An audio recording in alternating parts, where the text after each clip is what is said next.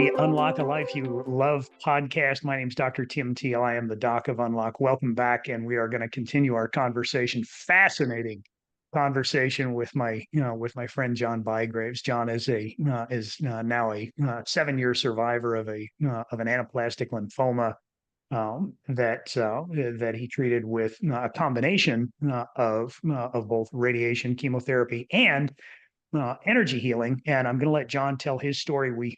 If you didn't hear the first half of this interview, go back to last week's podcast and listen to it. Completely worth your time, and it'll change your mind. This is the same conversation or a similar conversation that I had with a patient of mine in my own office. We've all heard stories of people who have unusual outcomes with cancer. People who had miraculous outcomes, people who beat the odds. Well, one of the guys who beat the odds is standing right here in the studio with us today. John Bygraves in the United Kingdom, who is himself a 7-year cancer survivor. He's an energy healer, and we're going to finish the conversation that we started last week about where we go with all this and what he learned about cancer. And by John's own words, his cancer was a normal response, a natural healing response, even to the emotional trauma that he'd been exposed to, and that was continuing to be a part of his life. And if I have misspoken anything, John, straighten me out. I'm going to give you the platform here in a second. But I have some things that I want to point out to you. John's story is completely fascinating. Please go back and listen to the first episode. In his own words, that cancer was a byproduct of his of toxic emotions in his life. But I want to talk to you about where we go from here, and what you're doing with your life now that you are 7 years out from this diagnosis. Because I've sat in on some of your healing work, John, and it is just beautiful, absolutely beautiful. And the fellow that I'm talking to, that I'm having a conversation with, pretty gentle, pretty kind, pretty laid back human being, not the toxic sort of personality that you'd expect to find, and that John freely admits was a part of his life before the cancer treatment. So John, I want to carry on the conversation that we started last week, and ask you the big question: what did you learn about yourself in this cancer journey? Wow, that's a powerful question. It is. I wanted to start there. It's a powerful question. This really was the start of the unfolding of pulling back the layers and finding out what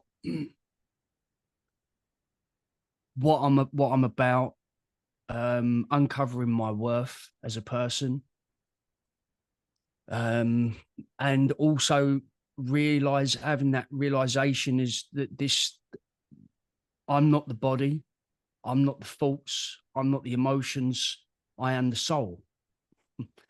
Essentially, that's really what this journey has been heavily about. In a nutshell, that's really it. In terms of, it's been a beautiful journey, to be honest. I have to say, and this may sound crazy to some people, but I'm very grateful it happened to me. I'm very, very grateful for my diagnosis. I'm very grateful for what it's unlocked, what it's uncovered. It's given me purpose. I discovered the purpose of being of service in this realm, in this dimension that we exist in, and that's a beautiful thing. So I don't see it as a bad experience. I don't see it as a bad experience, and it really isn't. At the end of the day, it's. I don't believe that there is such thing as a bad experience. I truly only believe that there are blessings and lessons in life. So, and even them lessons are blessings. So there really isn't anything bad that happens to you in life. Everything really is happening for you. So yeah, they're the things that I don't ever think I'd never have thought in a million years that I would be sitting here talking to you, Tim, and saying things that I'm saying right now 7 years ago. Right. I'm not the same person. And it's changed me for the good of of my family. It's changed me for the good of myself. But it's also changed me for the good of the people that I kind of work with as well, because um, you come and experience my sessions on my session on Sunday. I designed that to be a service to as many people as possible. So that's all I'm here for now. That's all I'm here for now. And I kind of being a light, shining some light on things that people may be digging around for. They may be looking for some answers. They may be looking for somebody who might have gone through what I'm potentially having to go through. And is there someone out there that has done things differently and it's worked for them? Because a lot of that kind of stuff is suppressed. A lot of that stuff is kind of miscued, and there's a lot of kind of misinformation, if you want to call it that, out there and whatnot, and a lot of fact checking and stuff. So yeah, I call it out. I'm the real deal. I don't lie. This stuff works. If Right. you're willing to go the distance. It's not easy. It's not easy, because you've got to be prepared to take a look at things that you really don't want to take a look at. But So, it's what you're saying is maybe there's more to this life than what we can weigh and what we can measure and what we can see and what we can feel. Is would that be a fair statement, John? 100%, 100%. Yeah, Uh, 100%. I love it. The things that you are saying here are the very things that that I have been telling anybody who will sit still and listen to me for the last few years, that our understanding of cancer as a disease is incomplete. And I am not, and I don't know, where you would stand on this, but I would tell you that that I am not an advocate of throwing away any cancer treatments that we can use. We know I'm a board certified physician, and there are benefits to removing a cancerous tumor from somebody's body. There are some benefits to chemotherapy. There's benefits to radiation because we know how these things work. However, unless we get to the root cause of whatever is causing the problem, all we're doing is simply creating an extended lifespan for as long as we possibly can. And when we get to the root cause and utilize some alternative thinking that augments the surgery, the chemotherapy, the radiation, we are providing a tremendous service to people who are working their way through this disease, who don't yet realize what this guy has said, and that is that cancer was essentially a wake up call. I mean, would you agree with the statement that that cancer was a part of your awakening? 100%. Yeah. Right. Exactly. So this is how we turn that cancer diagnosis from a stumbling block into a stepping stone. We make it the greatest thing that ever happened to you. So, Mm. one of the presentations that I give is called "How to Make Cancer the Best Thing Ever," and you just gave the whole dadgum. You gave my whole speech in like 5 minutes, John.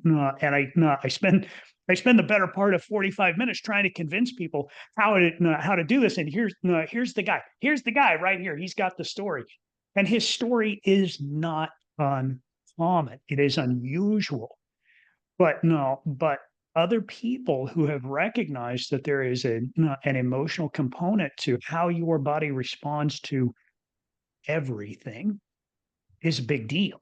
And one of the things that I have learned personally is the difference between negative and positive emotion.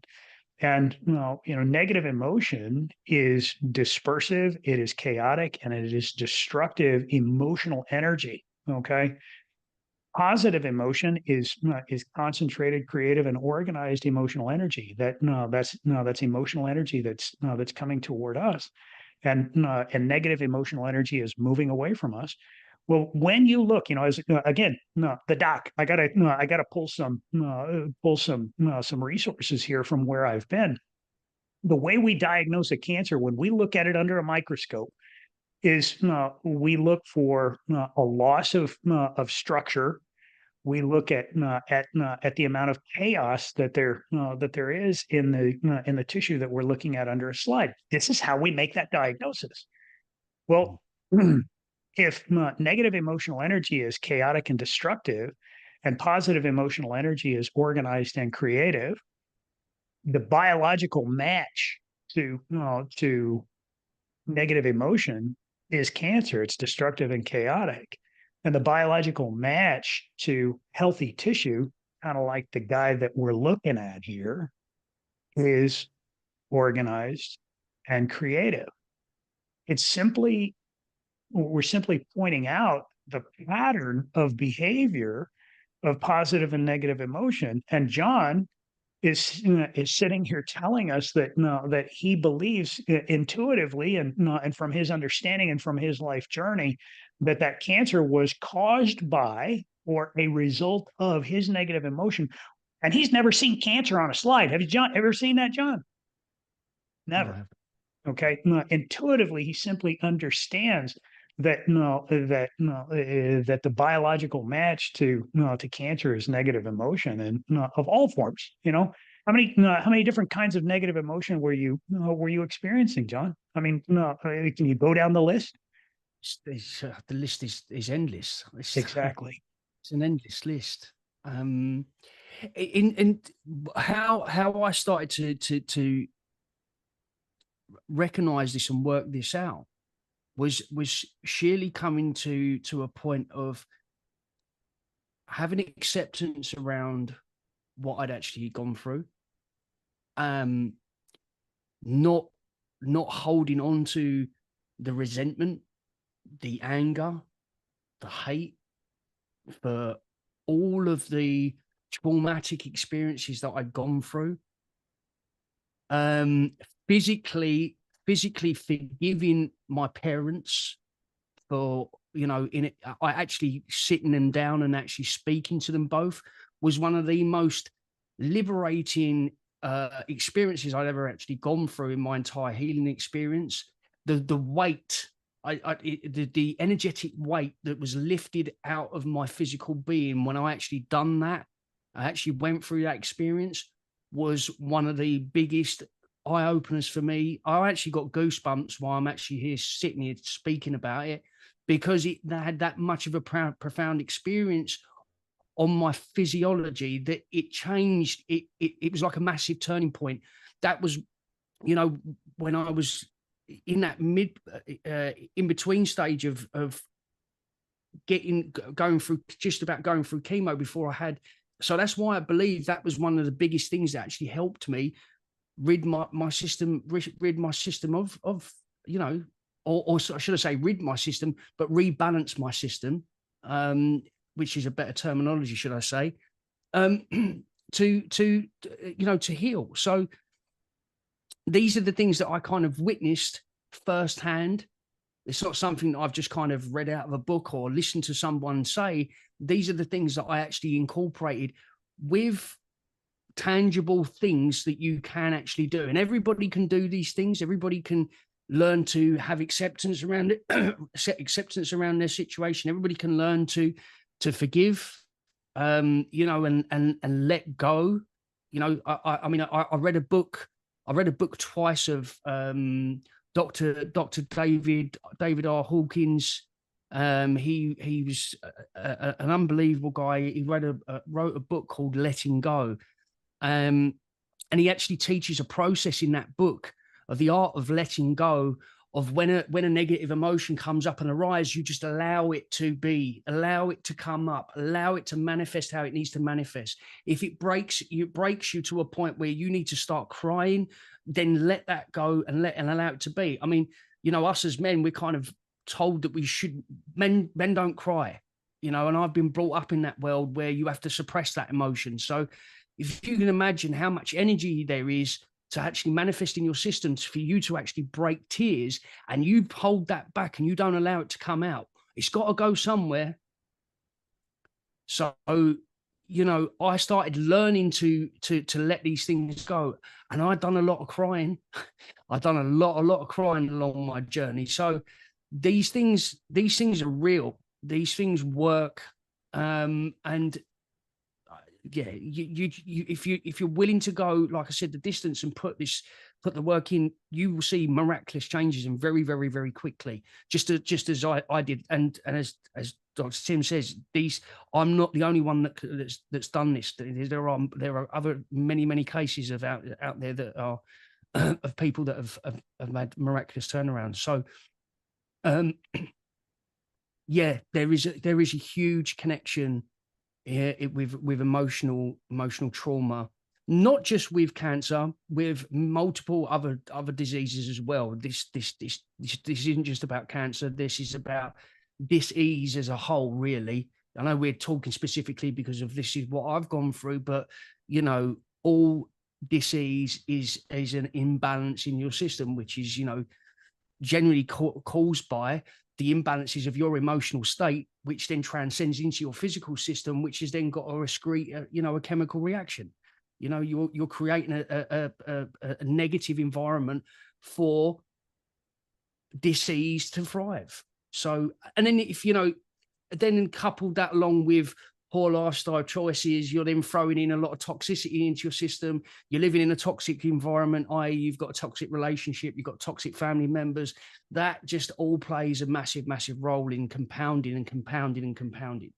So there's layers to this, but it kind of starts with you as the person. So I kind of hope I explained that well enough. Oh my, John, you did beautiful. Listen, you couldn't. It's like you're reading my script about the things that we eat and the thoughts that we think have a much bigger determinant about how we live our lives, our physical health, than we have ever imagined, and certainly been taught to imagine. As per what your dietary advice from your oncologist gave you. So let's talk about that for just a little bit, because we're kind of getting down to the end of our time together. But you, my friend, are coming back if if you'll put up with us. But I wanted to talk to you about that fasting thing that you mentioned while you were on chemotherapy. Where did you come across that idea? What did your oncology docs have to say about your fasting, and what effect do you believe that had on your chemotherapy journey? So I got introduced to a herbal specialist, just a herbal specialist. And he kind of said to me something that kind of really struck a chord. And he said, I don't have a problem with chemotherapy. He said, what I have a problem with is the oncologist not preparing their patients for the onslaught of what the body is going to have to take. And he said to me, he recommended to me that I need to be juicing carrots, because there is a special compound or enzyme in carrots. I can't remember exactly what that is, but he said to me, drink carrot juice like it's going out of fashion, or at least incorporate carrots into your juices that you're going to take. So, and he also said to me, I already knew about fasting, but I didn't know about the fasting and the connection between fasting and how it could help you while she was doing chemo. So it was him that kind of sparked my curiosity in that. And then I kind of just done a little bit of digging, a little bit of researching on that, because I was already doing intermittent and some, but nothing kind of in a long form of fast before he triggered me. So then I just delved into researching that. And how I used to get round it is I used to lie to my mum, I used to lie to my partner at the time. I just used to say to them, I feel really, really sick. I just really don't feel like eating. But I knew what I was doing. And I just kind of threw them off because they just wanted to feed me all the time, feed me and feed me and feed me. So I was like, this is not going to help. And yeah, I managed to, by hook or by crook, fast for 24 to 48 hours before every single chemo session. The oncologist didn't really know about what I was doing in that sense. I just went and done that, albeit the docs did tell me that they didn't like me juicing. They didn't like me eating raw fruits and vegetables because they said that it would interfere with the chemotherapy. That's what they said. So that made me do it even more. Ouch. So yeah, so that's what I completely ignored them. There's no way that any doctor in the world could ever tell me that a fruit and vegetable is not going to be good for me. Sorry, it's just not gonna work.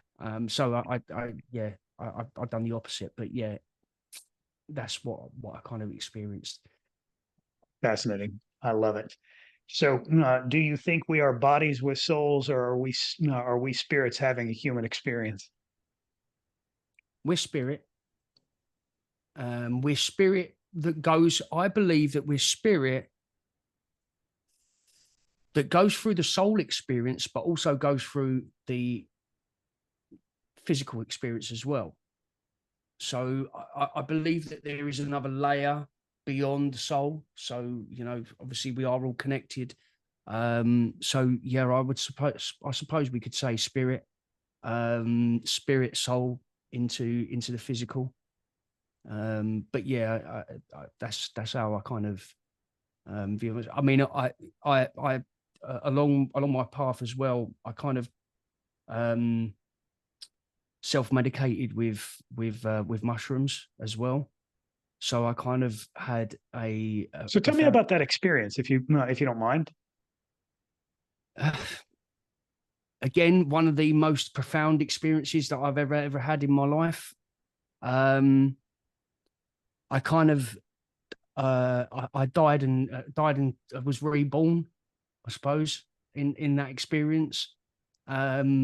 Saw the other side of not being in a physical form.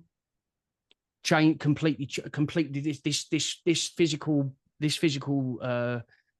form completely disappeared, and I wasn't in the physical anymore.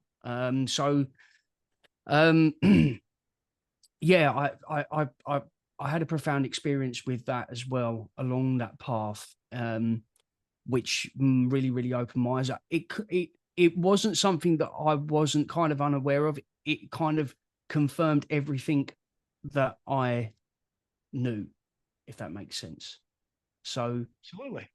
yeah, that was another very, very big and profound moment along this journey as well. But yeah,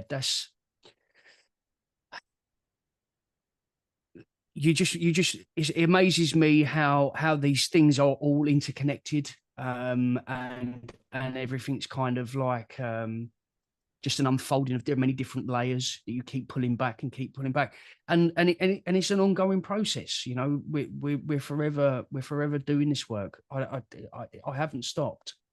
I don't stop. When I'm working with others, I'm still in the process of healing myself.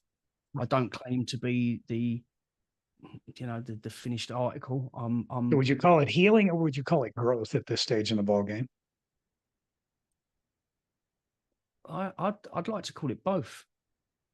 I think that's a fair response. Thanks, Yeah, John. I Oh, think it's both. So yeah. I love what you have to say. The reason that that I wanted to bring John on here, is to and you said things just absolutely beautifully. I could not have said them if I had the opportunity to choose the words and put them in your mouth. I would have chosen the ones that you used yourself. And the reason is The fellow that no, the patient that changed my life is no longer with us. In 2020, I had an 80-year-old patient that came to my office, asked me to evaluate a problem that he was having in his throat and on his the layers and layers and layers of paperwork that we take and have our patients fill out. He had mentioned in his history that he had a history of cancer, but he didn't say what kind. And as I'm looking down his throat, I'm talking to him, taking that history and all the rest of this stuff. And I said, "What kind of? You mentioned that you had cancer, but you didn't tell me what kind of cancer that you had." And he said, "Well, I had esophageal cancer." And I said, "Well, when? That's a bad one." And he said, "Which time?" I said, "Excuse me, you had it more than once?" He said, "Yeah." He said, "They cut it out of me, and it came right back in a couple of months." And I said, "That's kind of what that does. It's a bad player." But I said, "You still didn't tell me when this was." And he said, "It was 35 years ago." And I said, "Excuse me?" He said, "You heard me correctly." And I said, "You realize you've been dead for like 34 years or so?" And he laughed at me. He said, "Yeah, I know." And I said, "You did something, didn't you?" And he said, "Yeah, I did." And he said, "You're the only doc that no that ever asked me about that in 35 years." And I said, "For crying out loud, 35 years of surviving recurrent esophageal cancer and no physician ever asked you what it was that you did." He said, "Nope." I said, "What did you do?" And he said, "Well, I made a decision." And I said, "What was the decision?" He said, I decided not to fight cancer." And I said, "Why?" And he said, "Close your eyes and just imagine something for a second." I said, "Okay." I closed my eyes. And he said, "Imagine yourself sitting alone in a room, and a guy walks into the room. He closes the door behind him. He turns around, and you realize in that moment that you're going to have a fight with that guy." And I said, "Oh, okay." He said, "Now answer me one question." He said, "Did that guy get bigger or did he get smaller?" And I said, "What do you think, John? What did he get bigger or did he get smaller?" Yeah. He got bigger. Right. He said, "I didn't want my cancer to get bigger. So I decided I wasn't going to fight cancer." And I said, "Fascinating." I said, "Is that all you did?" He said, "No." I said, "Well, what else did you do?" And he said, "Well, I made another decision." I said, "What was that?" He said, "When they cut it out of me the second time," he said, "I knew I was pretty much done." He said, "No," he said, "It was no, this is what was going to get me. It was going to make a widow out of my wife, orphans out of my children, and take me away from the work that I loved." And no, so I simply accepted the fact that no, that that's what was going to happen. He said, "I found incredible peace in it." I said, "So you just accepted it?" And he said, "Yeah." I said, "It sounds like giving up." He said, "No." He said, I didn't give up." He said, giving up is saying, well, I accept this and I'm just going to have to put up with it, or I accept this and I'm still going to be mad about it." He said, "I didn't do any of that stuff." He said, "I simply just accepted the fact that, that that's what was going to happen." And I realized later that that was the point. And you said it yourself. Acceptance of things as they were was the very first step in taking that energy, that emotional energy, the energy of the situation, and turning it around from going away from us to moving inside, because we made a decision to simply accept things with the way they are. When we make a decision about what our emotional response is going to be, that's the first step where we concentrated that emotional energy inside, and we took control of the situation, and we always make decisions that serve us best when we do it in a conscious manner. And then he thought about it and he said, "I simply accept this the way it is." And you said the exact same thing. Couldn't have said it better. Thank you so much for doing that. And so I asked this guy, I said, "Is that all you did? You decided not to fight cancer and you accepted things as they were?" And he said, "No." I said, "I feel like I'm milking a cow here." I said, "What else did you do, for crying out loud?" He said, "Well, I don't tell a lot of people about it. No, because I didn't want them to think I was weird." And I said, "Well, what do you care whether people think you're weird or not?" And I was a pastor for 40 years. And he said, "Quite unfortunately, what people think matters." And I said, "Fair enough. What did you do?"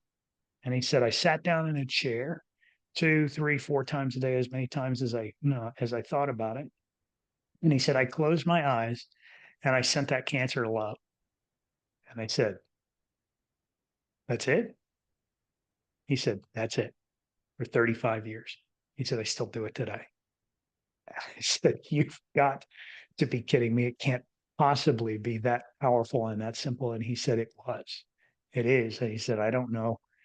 I don't know how else to explain it. How would you explain it, John? That's a beautiful. That's just beautiful. I can't believe you've just said that. It's just that's Listen, one of the best little stories I've heard in a long time. this is why I tell the story, and this is why I wanted you to tell your story. It's the same story, folks. It's the Mm. same story. The things that we think, the things that we put into our bodies, the thoughts we think, the emotions that we feel have genuine power. This guy right here is the living, walking, talking proof of that. And even though we can't explain it, and I think I can explain it actually if I have just a little bit of time to expound on some of these things. But this guy is a walking, talking example of what happens when we recognize that emotions are making us sick. And when we recognize that, the manifestation of that emotional disease is physical disease. We accept the fact that that stress makes us sick, anger makes us sick, but the other side of that belief system is there isn't anybody out there in Western medicine talking about how positive emotions can make us well. And if we simply say that that negative emotions make us sick, but we don't talk about positive emotions and what they do, that's like believing in hot but not cold, up but not down, left but not right. That there's opposition in all things. And this guy right here showed everybody, listening to this podcast, how to take something that is absolutely horrible. Nobody wants a cancer diagnosis. Nobody on the planet wants one. But he took that cancer diagnosis and turned it into the turning point in his life, and used that cancer diagnosis to create a positive response. And guess what happened? He freaking gets healed. Oh, he's restored. Look at this body. That's a healthy friggin' body right there. I know, because I'm a board certified doc, and I can tell you from across the pond, that's a pretty healthy, happy dude. All right.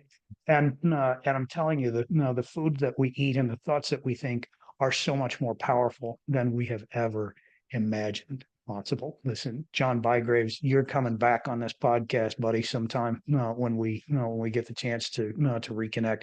If people want to get in touch with John Bygraves, how can they do that? So yeah, you can hit me up on my Instagram at John Bygraves. I am on TikTok. I don't really use it that much, but yeah, predominantly if you want to hit me up, you can hit me up at John Bygraves on Instagram, or you can check out my website, www.ixl.life. So yeah, they're the two places you can hit me up.